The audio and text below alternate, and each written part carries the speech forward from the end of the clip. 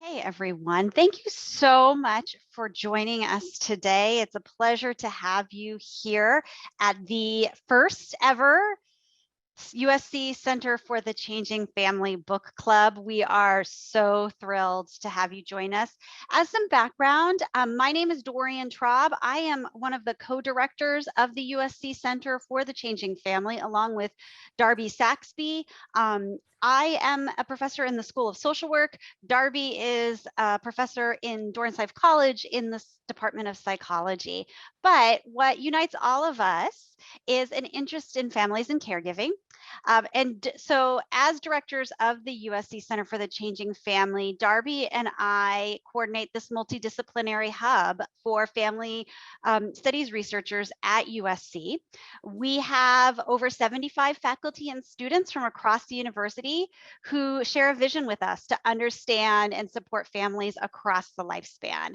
And our members span disciplines from economics to psychology, pediatrics to gerontology, sociology to creative writing, law to social work. Our work extends from womb to tomb, so infancy to late life, and we study a wide range of topics. And this is a new endeavor on our part to connect with a larger community who have interest, knowledge, expertise, or needs as they relate to being a family caregiver. This month is our very first book club meeting, and we are thrilled to have Dr. Amy Beckham and Sue Campbell join us to talk about their book, The Parental Leave Playbook.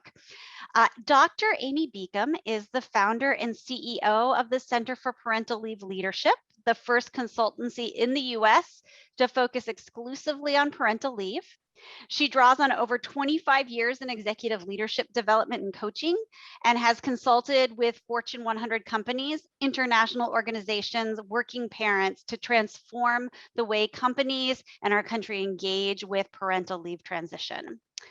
Amy created the first evidence-based parental leave transition coaching model and distilled it into this book.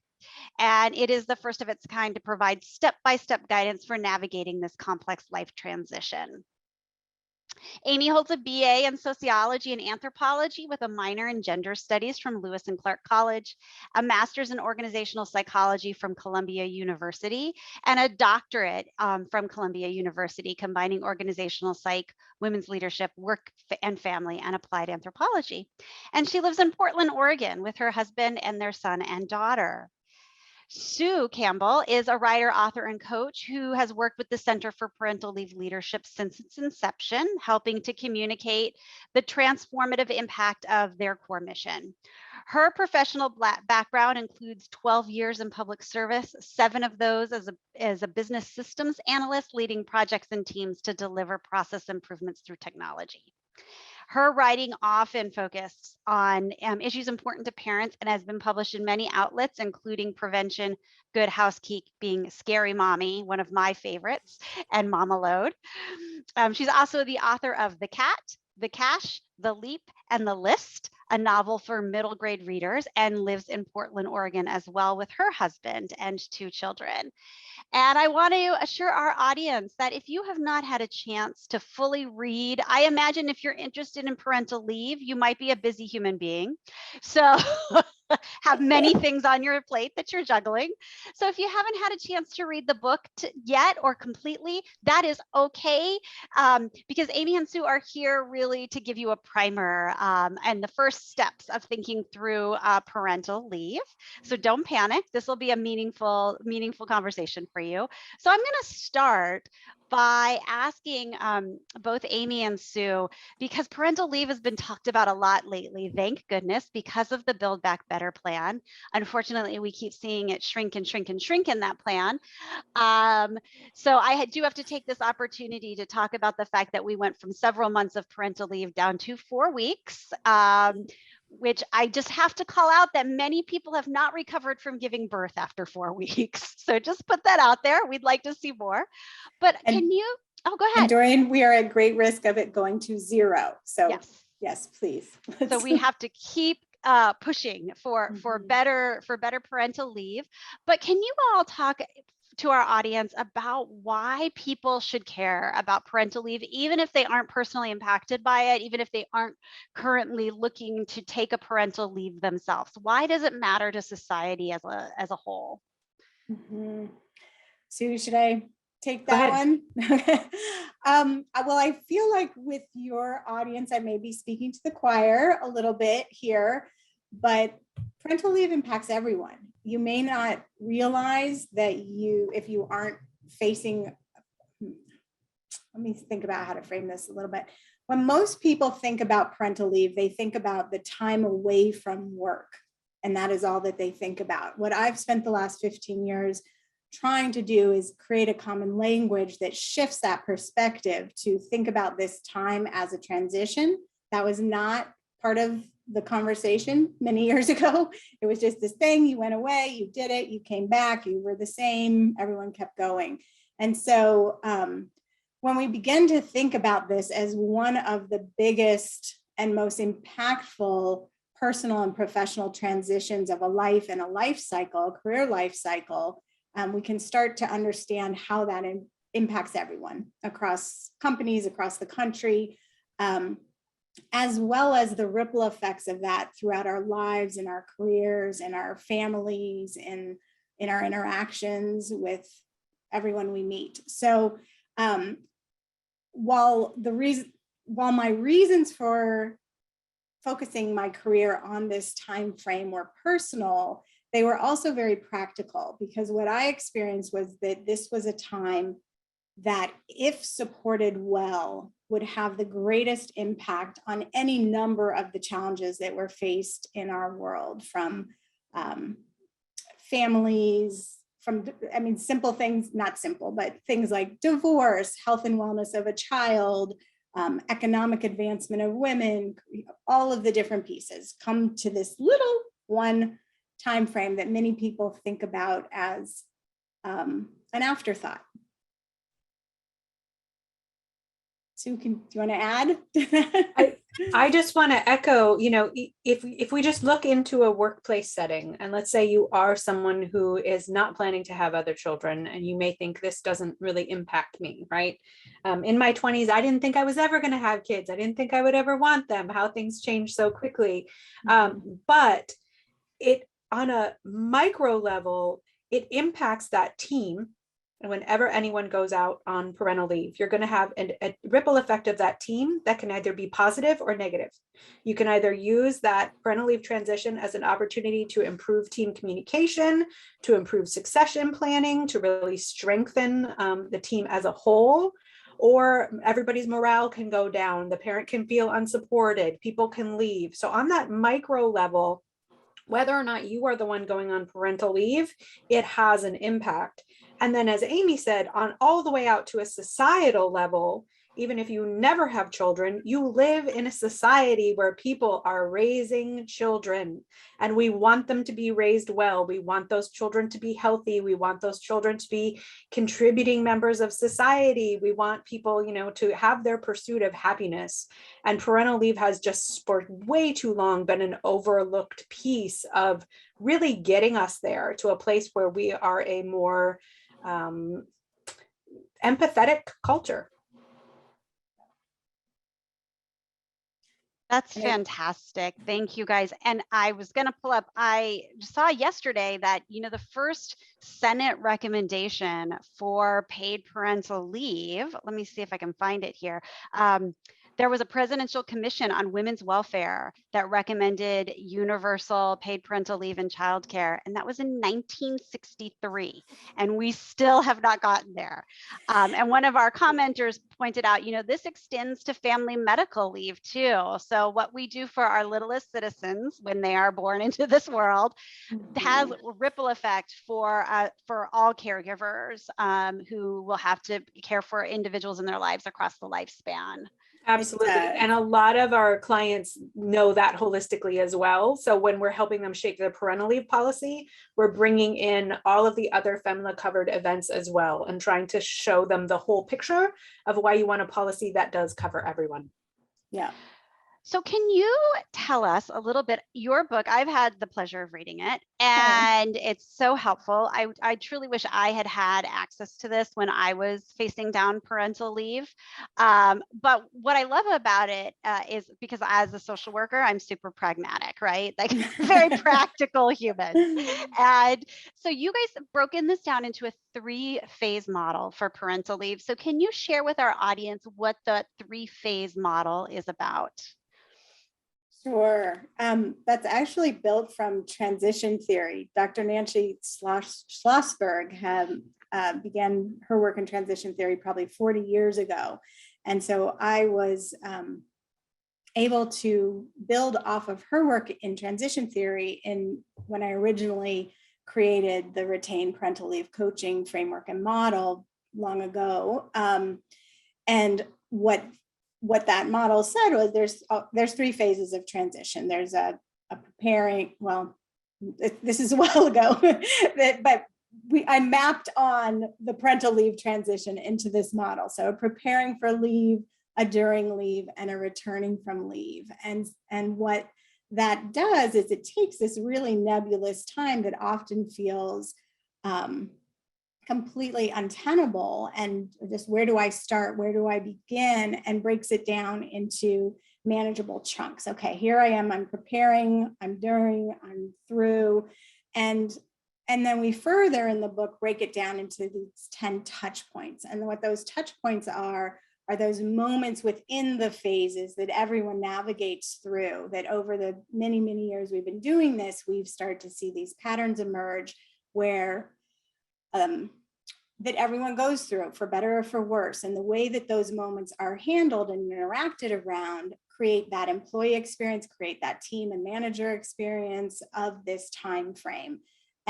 Within that, I think it's important to acknowledge there's infinite flexibility to the individual. These are the moments that so for example, the first one is announcement. So how that new parent considers and approaches their announcement that they'll be welcoming a child into their life takes forethought and framing and excitement. It's exciting time. How do you want that to be received? And on the manager side, and the flip of that, how that manager responds to that announcement and that touch point is what they need to grapple with and learn ahead of time. So at each of these touch points, there's a dance of a conversation and a responsibility from all parties to approach it with that in mind.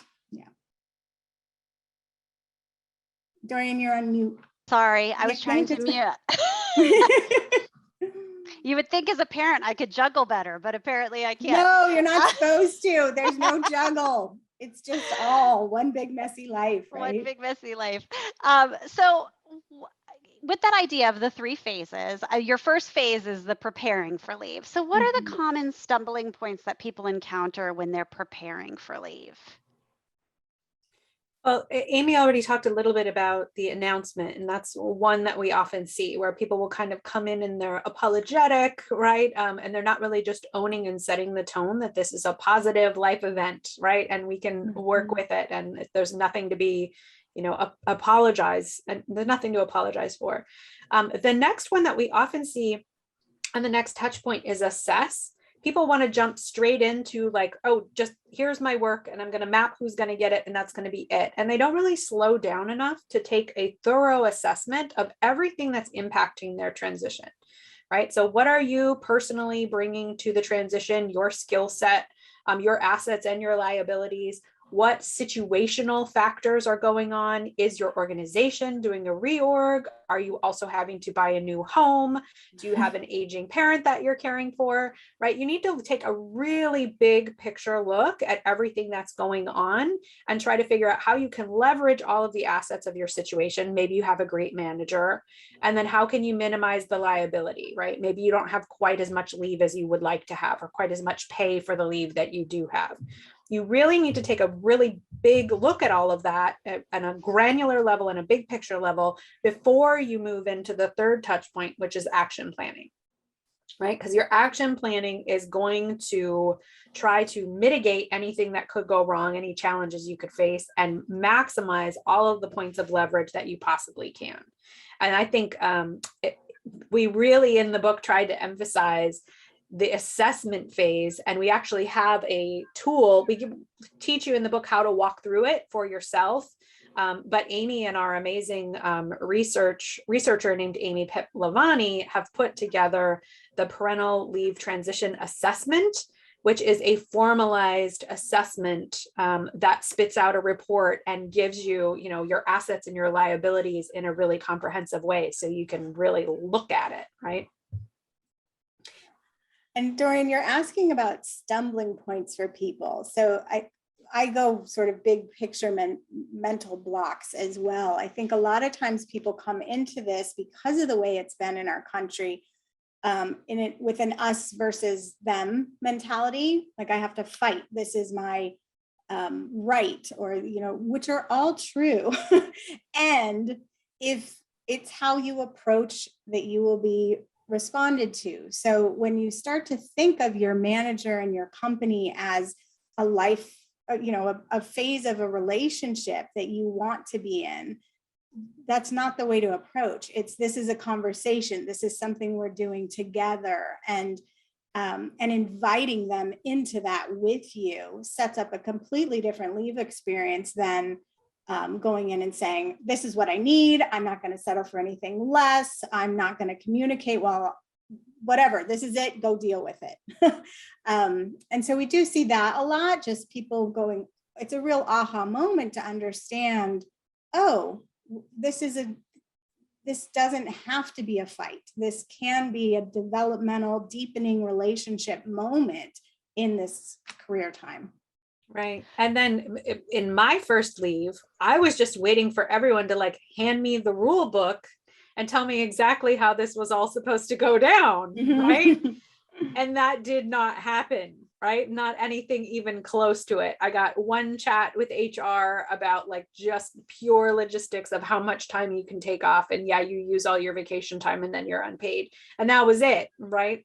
So that's another thing we see, is people kind of being in react mode, just tell me and then I'll make do with whatever. And they don't seize the opportunity to really lead that experience and try to shape it for the better. That's one of the actual, paradoxical opportunities of our culture, is because we don't have a good parental leave culture or process or paid leave policy.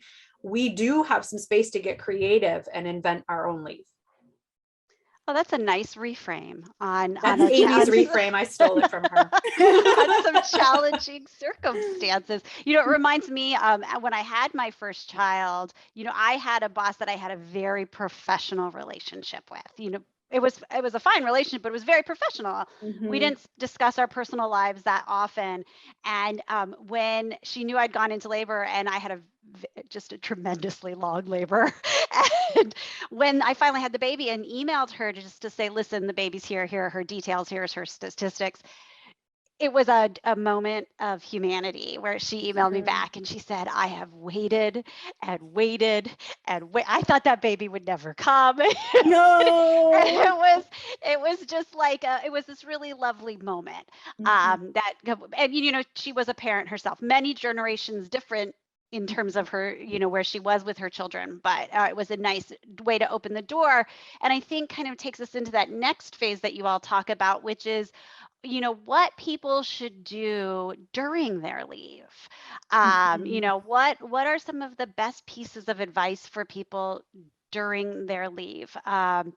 Because I know that can be challenging. Sometimes I have a very vivid memory of taking, I was able, because of being on an academic calendar, to have a semester and then a summer with my child. So I'm showing up at daycare with a 6-month-old. And there was a colleague there with, I think, a 8 or 10-week-old, and she was even entitled to more parental leave. And she said, my office just couldn't, everything was falling apart. And so she cut her leave short. So what are your pieces of advice for people during their leave to maximize on the opportunities of leave? Yeah. Oh, first I'm stuck by the moment of humanity from your your manager, like, but those are the moments that we're looking for and we're trying to create. So anyway, I just wanted to give that some attention. During leave is we have such a broad range of the experience of parental leave in this country. It's very hard to answer that without naming that, right? 25% of our country is back to work within 2 weeks of giving birth for financial reasons. Other people can take a year. You know, we have such a broad range here. And one of my driving goals is to create a process that is replicable. It's just the way things are done, so that this part of leave, the planning, the thinking through, like, what's the roadmap? What am I doing here? Doesn't have to be considered anymore. And so that those questions that you're asked, that I think you're asking around, like, what do I do? What do you recommend around during leave? Because my heartfelt recommendation is you spend every waking, sleeping, suckling moment with that child, and you get to know every little bit of their fingerprints, you know, like, that's what you do. And then as soon as you lift your head up from that, you're doing the same with your family around you, because it's a sacred time. It's an out of time moment in our busy lives. And unfortunately, it hasn't been given the reverence that it deserves in this country. And so what people are doing, like you just described, is they're thinking, oh, my work is falling apart, I have to go back.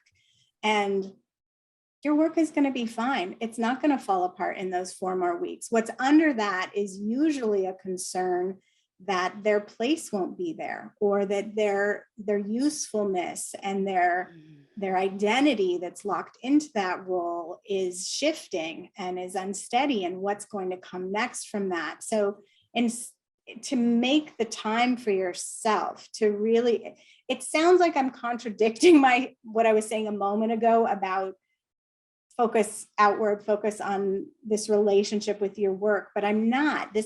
There's times for both. You're going out, you're focusing on your relationship with your work, you're being clear in your integrity and your intentions and your communication, and then you're guarding that time with all of your bits and pieces to make sure that you have it, because that's where you will grow from. That's where your development, your confidence, your strength in your family that's going to carry you through those decades that you still have gets sown. So I'm sure there's more practical answers, but that's well, I also, that was beautiful. And I agree with absolutely everything Amy said. And I also want to point out that in the United States, we do not have a good sort of culture of support. Some communities, you know, within the country are better at this than others, but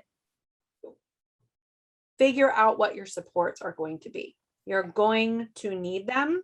It is okay that you need them. People want to help, and they want you to tell them what is most helpful, right? They don't want to guess. It's a gift that you're giving to them to let them help.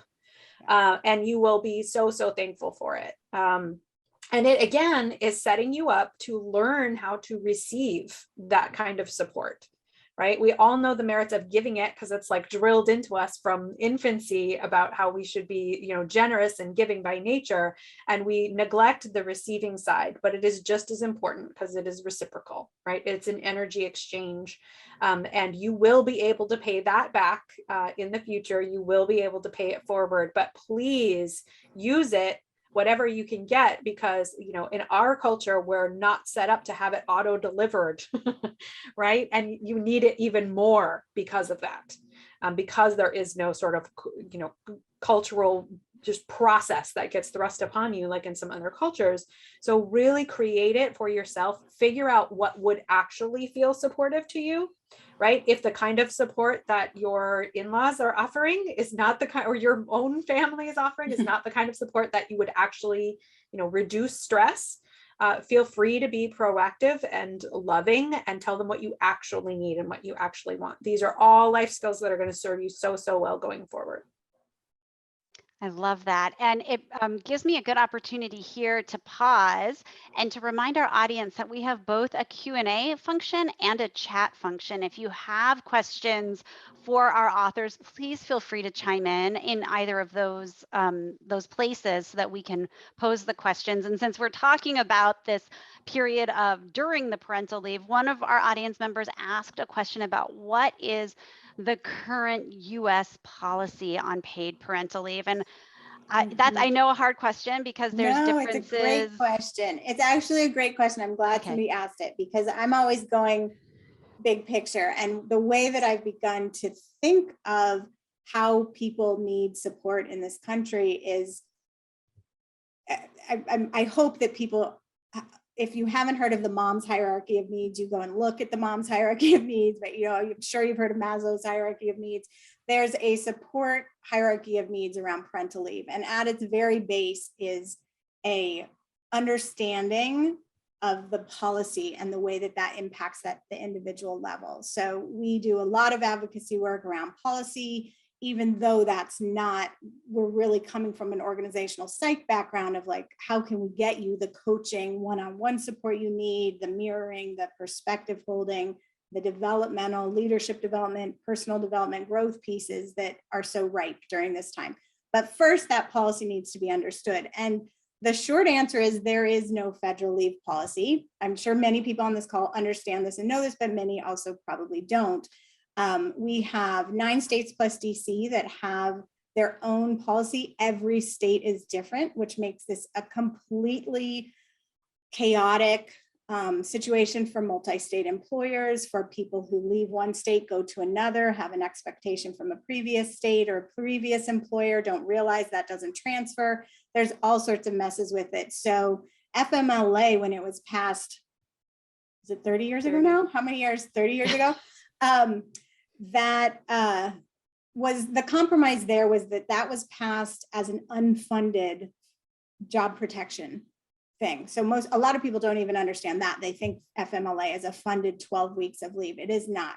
So what Build Back Better does for the first time is it included originally a 12-week federal paid leave policy that has been reduced to 4 weeks, which is still currently in, but as you may know that there's a risk of Build Back Better not passing. There's also a risk of the 4 weeks being cut altogether. So go to paidleaveforall.org, write your senators, do that, do anything you actively can to pass paid leave. It's not just about parental leave. It's about the full scope of caring for yourself, a loved one in sickness, and with parental leave and health. So that's the short answer. There is no standard. Many companies have jumped in to fill that gap and to respond to what is needed in this country. The United States, also, you may not know, is the only industrialized country. It's one of 10 of all the countries, 6 roughly, that does not have a federal leave policy. It's outrageous, it's inhumane, it's way past time that changes. So I hope that answers the question. And just like a quick recap, because it's so convoluted and we have to like spend such a broad answer. But if you are not knowing what you have, first of all, figure out if you even qualify for FEMLA, because only about half of US workers do. If you qualify for FEMLA, you have 12 weeks unpaid. If you are the birthing parent, you may have a little more than that. You may have more like 4.5 months if you factor in pregnancy disability, okay? Second is look at your state. Does your state or Washington, D.C. have a paid leave law that you can utilize? That's the next tier. Then the third tier is what does my company offer? Right, so those are like the 3 levels. Are you eligible for FEMLA?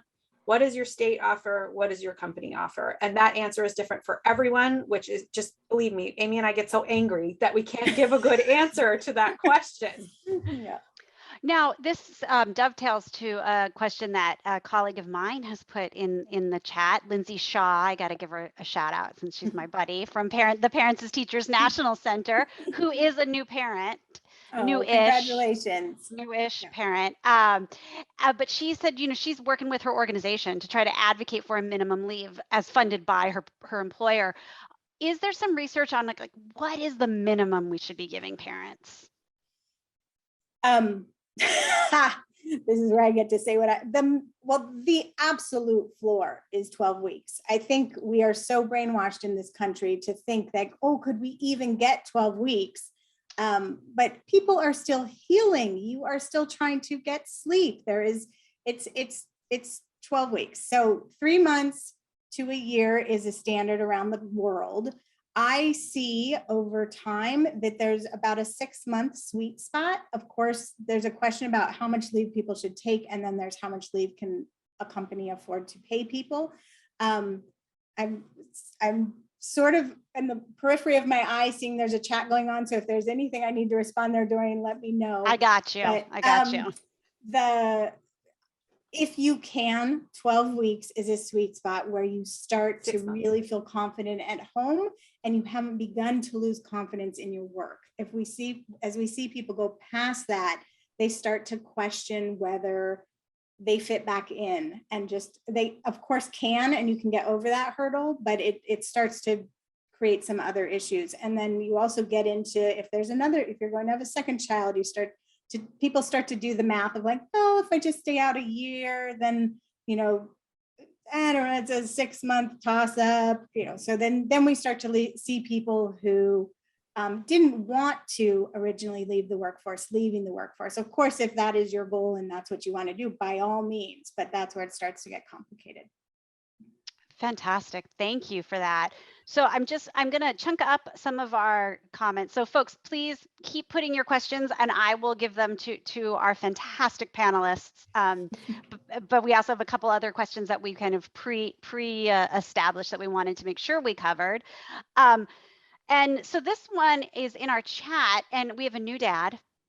And so congratulations, and also an academic. And he said, do you have any advice? Because, and I think this doesn't only apply to academics. I understand where this person is coming from, but even managers who have like this academics, like I have a lab I run. And so jumping out for 10 weeks and not being accessible is really an option. It'd be great if it could run itself, but it can't. So do you have any recommendations for those individuals when they are on leave who have jobs where they really do have an expectation that they be accessible in some format? Yeah.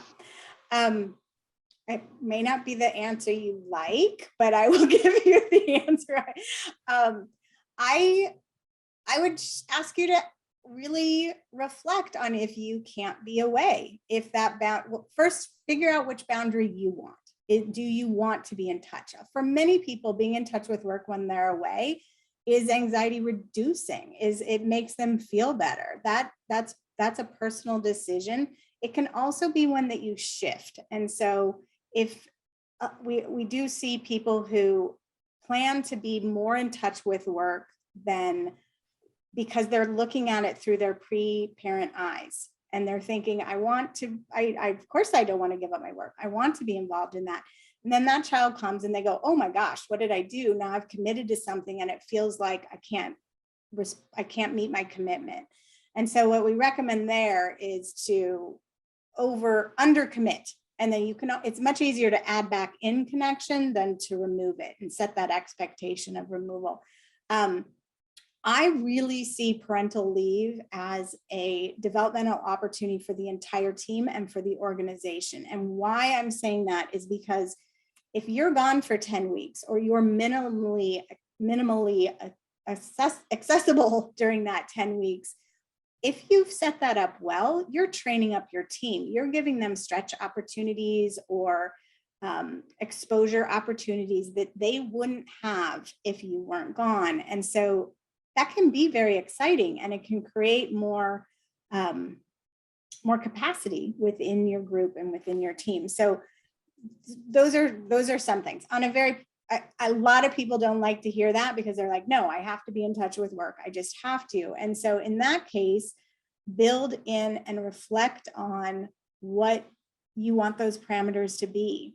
We talk about in the book that balance is bunk, sort of. This idea of balance is bunk. It's more about boundaries, and where is that boundary permeable for me? Where is it rigid? Where does it meet and connect with my values of what I'm creating for my family and in my career? And take the time, schedule it on your calendar to sit and think about those questions. And Sue, will you add any more practicality to that? I totally get it and empathize. And it's not as simple as just checking out of work for 10 weeks. If it was that simple, there would be no book for us to write, right? Yeah. So my advice, just to echo some of the things Amy said, under commit, get creative, right? Instead of thinking of like, oh, it's going to be a real hardship for my lab if I am out. How can I make this work for the lab and work for me, right? And again, those boundaries, where are those boundaries going to be? I strongly recommend at least 4 weeks as absolutely heads down at home with minimal contact with work as you can, right? My husband was only able to take a month off to be with us when my children came, but that was a magical 4 weeks and very, very much needed. And then from there, figure out how you may want to step and open it up a little more. Perhaps you want to be in the lab on Mondays, Wednesdays, and Fridays, right? But you've got those 2 days in between so that you can get some home time and give support there and bonding time there. Get creative. It's not binary. I'm in the lab or I'm at home on leave. It's not a binary choice. And you can use your creativity and extreme intelligence, I am certain, to come up with something that is going to meet not both needs perfectly, but at least get you more of that well-rounded life that you want. And I do, because there was a dad asking this, I also want to just encourage everyone to check your unconscious biases, because ask yourself, if I was birthing this child and I had a biological maternity leave happening right now, could I take those 10 weeks? What would a woman be doing in my position? And she'd be taking those 10 weeks. So find those people around you who have done that and learn from them. And dads taking leave is correlated with lower divorce rates, healthier kids with better academic performance, mothers with their cisgender heterosexual partners who don't have as much need for mood stabilizing medications post-birth. There is a lot of data that says it's really important and beneficial for the whole family unit to be there as much as you can. I have one more question about this kind of during leave period, and then I'd like to take some time to talk about the return to work. So one of our attendees, unfortunately, and thank you for being so candid with us, said that they had no support available to them during their leave. They didn't have friends, they didn't have family around, and that it was really truly horrible. And I can imagine. Yeah. Very traumatic. So I'm sure. what would you all recommend for people like this individual who perhaps don't have a good support network during their parental leave? Yeah. Oh, it just breaks my heart. And we hear that way too many people are in this boat. Especially during the pandemic. Oh, especially. Yeah. The pandemic's there is a lot of virtual support that exists that has been buffered, and there's more of since the pandemic. So I think, first of all, reach out to us, we can tap you into anyone. I mean, the goal of having a field of parental leave coaching is so that people who don't have a doula, who don't have a grandma, who don't have a best friend in town, a mother, they don't have that support structure, that they have a support structure that is there for them. That is what our retained coaches do. And we're happy to help however we can. So that's just one thing. I feel there's what I've seen through the moms groups and the online moms groups for different areas is tremendously powerful. I think a lot of people think, oh, it's social media, or I won't be able to get what I need out of that.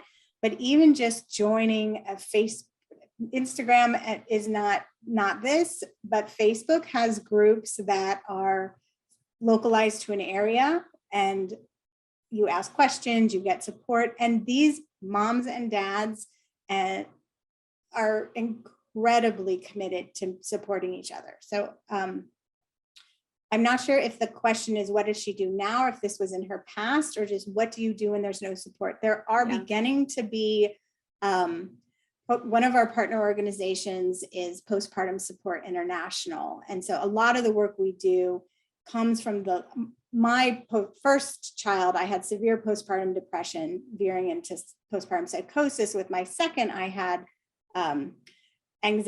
severe anxiety during pregnancy. And so perinatal mood and anxiety disorders and how to buffer and help around those is built into everything that we do. So one of those things is Postpartum Support International is free.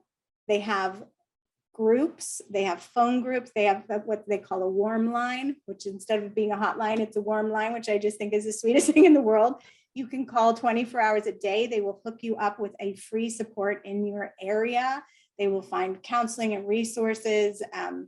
They are an incredible, incredible resource. And I just want everyone to know they exist. So that's one other area. And I just want to echo, our culture says, hey, you shouldn't need any support, right? So a lot of people with their first child are completely blindsided by that, right? And my family was far away as well. That makes your assessment and your action planning phase all that more critical. So, I don't have anyone around. I don't have friends or family already built in. I don't know any other parents. That's one of your liabilities. How can we counter that with your action plan? How can I join an online group? How can I connect with a physical parents group where we're meeting outside? How can I get a doula? How can I, make sure my groceries are ordered and my lawn is taken care of, right? There are a lot of holes that your support network would fill, where you can come up with some non-traditional ways of doing that. But we have to have that awareness culturally that this is a time that needs support. You can't just get through it on your own. Even when everything goes right, even when you have a picture perfect birth, right? Or picture perfect adoption, or there's no such thing. But even when everything's great and you have a lot to be grateful for, it's still really challenging and you deserve help. So when we think about transitioning back to work, there's been some nice conversation in our chat about what would be ideal. It looks like one of our participants is a doula herself. So glad to have you here, Melissa. And is she a postpartum or birth doula? Looks like postpartum doula or postpartum navigator. Oh, fantastic. Nice. Nice. But so folks were saying, in an ideal world, you get minimum 3 months parental leave, you can extend it if you need to, and you can dip in and out of work as there are developmental changes in your family. Then other folks were mentioning, I was told if I worked at all while I was on FMLA, my physician could not certify that I was on leave. So I was not allowed to dip in and out. So can you speak a little bit about that transition back to work? And because that is your third phase in your model, I think, and what you recommend for that, but also some of these ideas of the starts and stops of early parenthood combined with a career. This is one of the places where we're really failed by our systems in this country because, for example, in Australia, where we first piloted this because we just weren't ready in the US yet, they build in what they call keep in touch days that are paid days when you're on leave, where you can keep in touch with work, however that feels right to you. And that is just such a fantastic concept. Even if you're only using those the week before you're coming back and you want to reconnect with your manager or go out to lunch with your team, they're built in, they're legal, they're paid for, you get them. It's part of the process. Here in the US, as the commenter mentioned, if you do qualify for FMLA, you are not allowed to work. It is illegal to work when you're on FMLA. And so that creates this, we can't touch it, we can't talk about it, we have this strong wall between things. And that is a real problem. It's a real problem, as they're touching on. Sue, do you want to? I jump in do. there? So Yeah. and when we say a keep in touch strategy, and we talk about it in the book, it is not you logging in to troubleshoot a problem, right? That you are not working. You are, hey, if we get reorganized or if my boss gets fired, can someone please let me know, right? Like you can design the things that you want to be in contact about when you are out on leave. And which that can include work if you want it to, but it's on your terms. Right. It's on your terms. You set it up. So that's the first thing, is like, just because you're on FEMLA doesn't mean you are like have a restraining order against you contacting anyone from work, right? We get very binary and worried because it's a legal area, and I totally understand that. But you can set up a keep in touch strategy that still fulfills the parameters of FEMLA. Secondly, FEMLA can be taken intermittently. You just have to fill out your paperwork appropriately for an intermittent style of leave. But you cannot work on the days that you are designated to be on FEMLA. I took an intermittent FEMLA when I came back after my first child as well. So there are ways around it. Don't take the first answer that people give you, because often they don't know. They're only going off what the company has done before, and what the company's done before is probably crap. You need to like do your research, push a little further, get some other information, reach out to those in the know. So it's not as black and white as it often appears. You can keep in touch in a way that you're not working, but you at least have some idea. You have your finger on the pulse of your organization, and you can take intermittent FMLA. And I highly recommend that, both for moms and dads, to sort of get back into the workplace. But you're not going from, I have every waking moment with my baby, to I am away from my baby 50 hours a week, right? That is very scary. Very, very startling. And building in a phased in return. Like I think that's part of this question too, is how do you, a lot of people do think, oh, I go back to work on this day and it's full force and that's it. And if you set that expectation up in your leave planning with your manager, with your team, to come back, don't come back on a Monday, come back on a Wednesday, come back later in the week, make it a short week for yourself, go back, do 3 or 4 weeks where you're doing 3 days a week, a Monday, Wednesday, Friday. Ease yourself back into it, because what you're really doing is you were a worker and you became a parent, and now you are creating an entirely new role of working parent. And so let yourself figure out, not just let yourself, create the structure and the plan for you to learn both of those roles where they exist, because you're learning a whole new role of parent and then a whole new role of working parent, and how you do that needs to take time. And does the Parental Leave Playbook, do you have resources for individuals who are self-employed? Because a lot of what we've discussed is about companies or organizations. So all of the touch points of the book are useful, whether you are self-employed, whether you're the one who owns the company and you're just managing your own transition for, and managing your employees. These are touch points that we usually teach to both managers and employees, right? This book is parent facing because that's what the publisher wanted and thought they could, they didn't understand what we were doing talking to managers. But the idea is that this is a common language. These are common touch points that everybody can use, whether you're traditionally employed or whether you're working for yourself. Whether you're working for yourself or not, you still need to announce to everybody who's impacted by your leave. You still need to assess your situation. You still need to plan, right? All of the touch points are the same no matter how you are employed. Even if you're not employed, those touch points are still useful. I was thinking that. I was thinking, my go-to, how you have certain go-to baby shower gifts. Mm-hmm. Parental Leave Playbook is going to be my go-to baby shower gift. Yes, we were hoping it. Yeah. And thank you for understanding that. And then I was thinking like graduation present, wedding present, like you really need to back up to understand these concepts, because it will influence which career path you're choosing, which companies you accept a job offer from, if you become an entrepreneur, it's big stuff.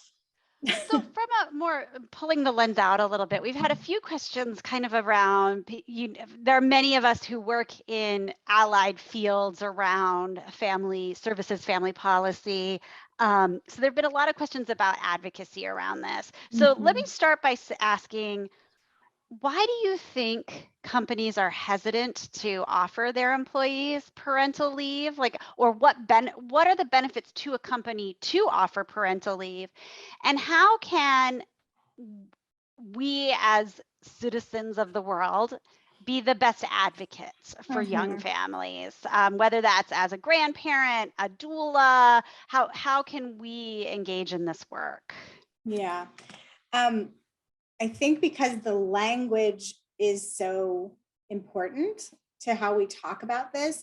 Doreen, I think you're talking about why should companies offer paid and supported leave, right? Yes, thank you for clarifying that.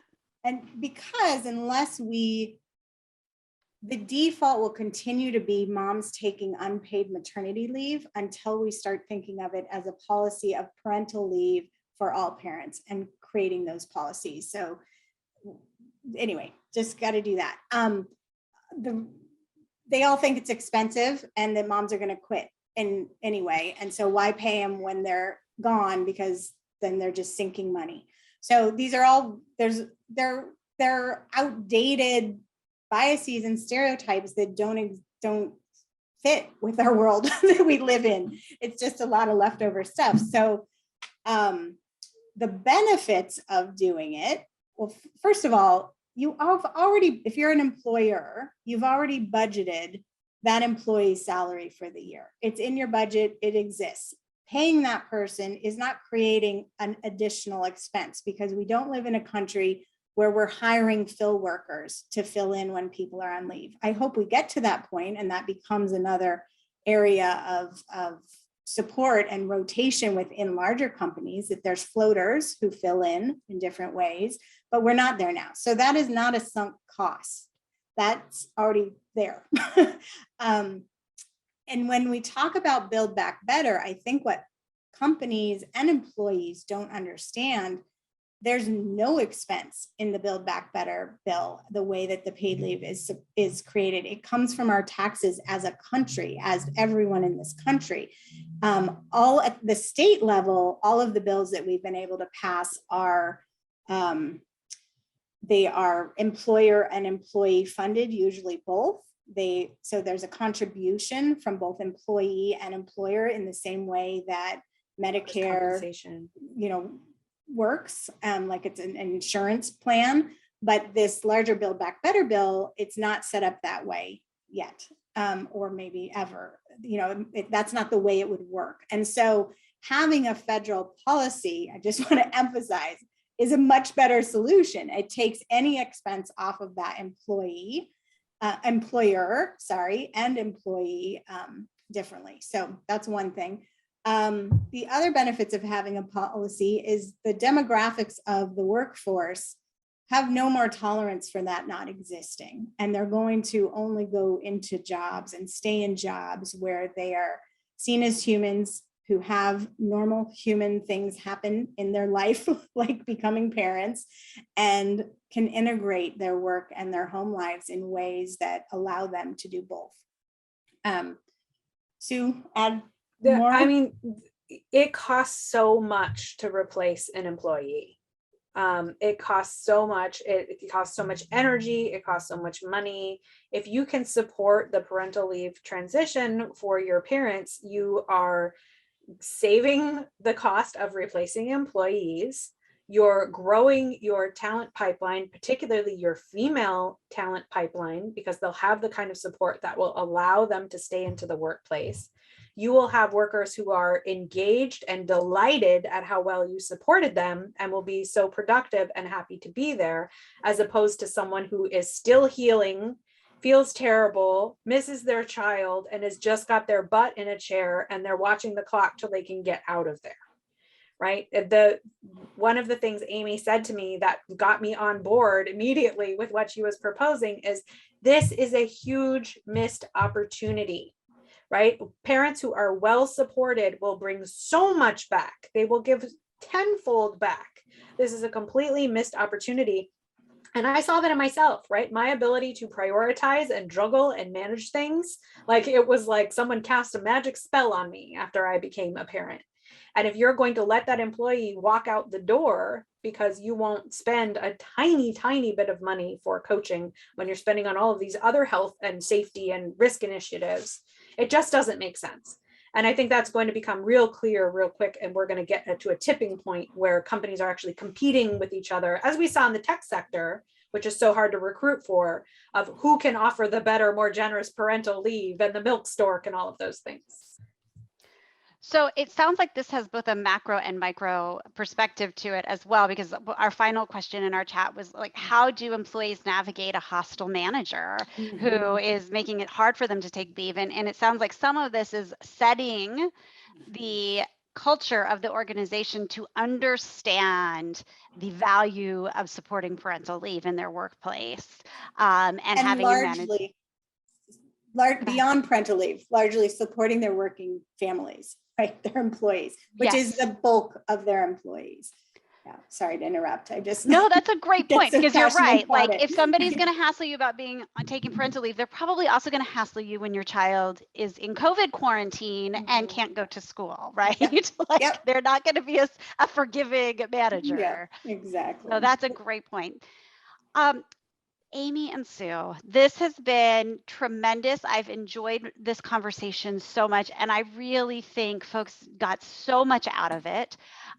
Shoot, we're all done. We are all done. I know. I feel like maybe we need to have a part 2. And I didn't even see the Q&A. Yeah. Don't worry. Sorry, I got everybody. to all the Q&A questions. Okay. But so folks, Parental Leave Playbook, Amy Beacom, Sue Campbell, they have Amy and Sue, do you want to drop your organization's website in our chat in case people want to check that out? Absolutely. Thank you.